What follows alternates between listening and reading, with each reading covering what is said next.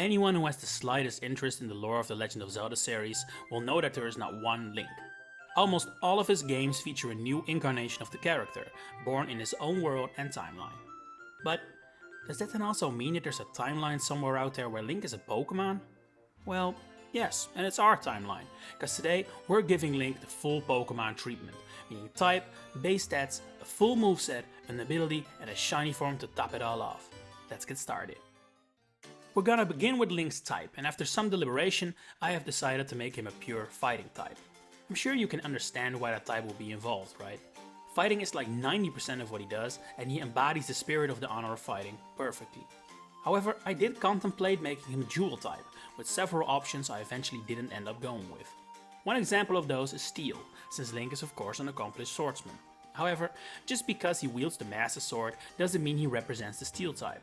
After all, would he be weak to ground or immune to poison simply because he's holding a sword? I don't think so. Another type that I considered is Fairy. Not only has Link always been strongly associated with fairies, ranging from Navi to the Great Fairies, he also feels like a character from a fairy tale, or a legend if you will, which has in the Pokémon games occasionally been represented with the fairy type. However, in the Zelda universe it's pretty clearly established that fairies exist, and Link is not one of them. He's a Hylian, the Zelda version of human essentially, so that wouldn't really work. Although, that did put the normal type in my mind as an option. Like I just said, Link is really just a human after all, but I eventually decided not to go for that either. Simply because while Link may be a human, he's absolutely not a normal guy at all. As we'll see with his moveset later, his powers go way beyond what a human is capable of. And so we land at pure fighting type. Next up we're gonna cover Link's base stats. A little disclaimer I should mention before we explore that further is that I'm gonna use base stat totals as a general sense of a power scale. Pokemon doesn't literally do this, but in broad terms it does kinda work like that. You've got your legendaries at the top, your weaklings at the bottom, it checks out. Alright, so although Link is more proficient at using swords at short range than anything else, I do think we should make him a mixed attacker.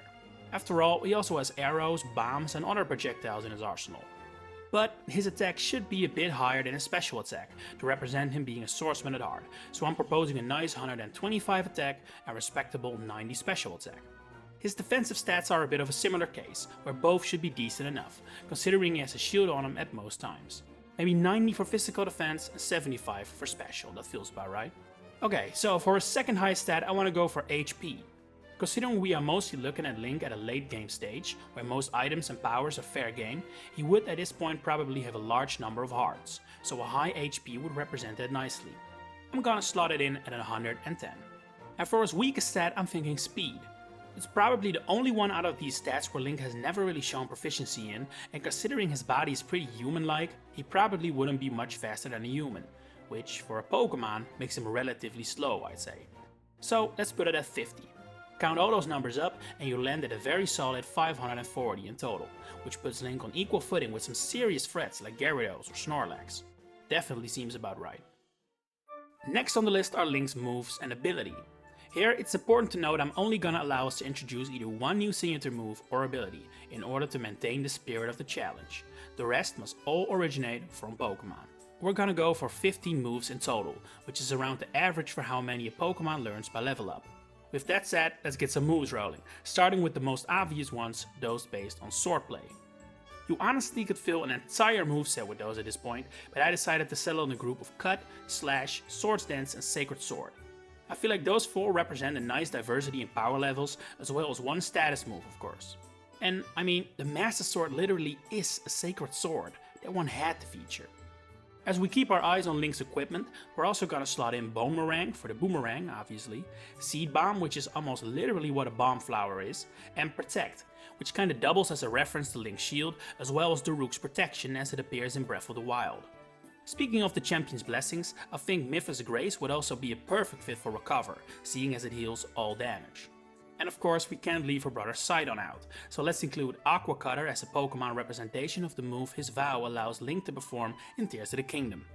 In the same game there's also Riju's Vow, which appears to be almost literally what Thunder is, so that's an easy one to include there.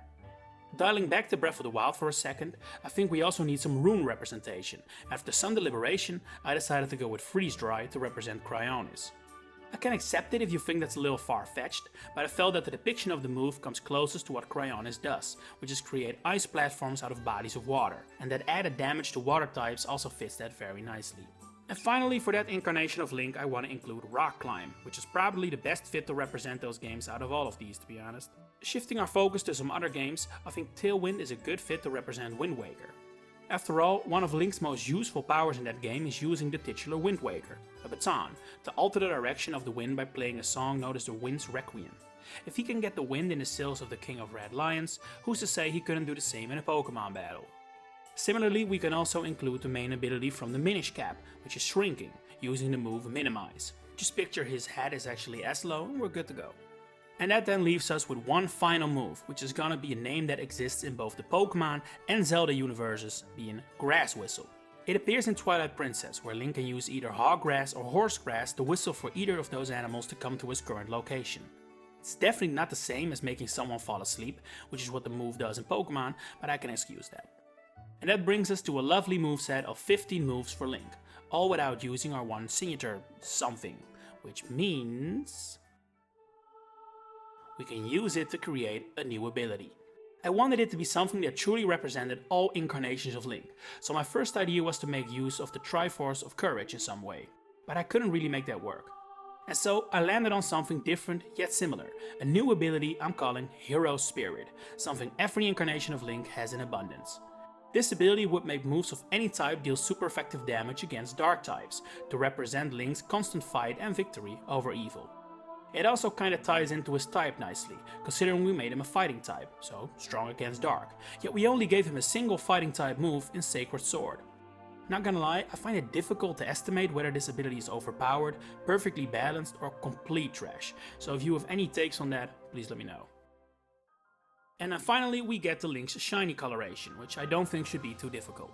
I think his main outfit should probably still be the classic green tunic that has after all been his main appearance for like decades on end. It does make room for the color scheme of his new, yet already iconic Champion's Tunic, or Tunic of Memories in Tears of the Kingdom, to feature a shiny form though.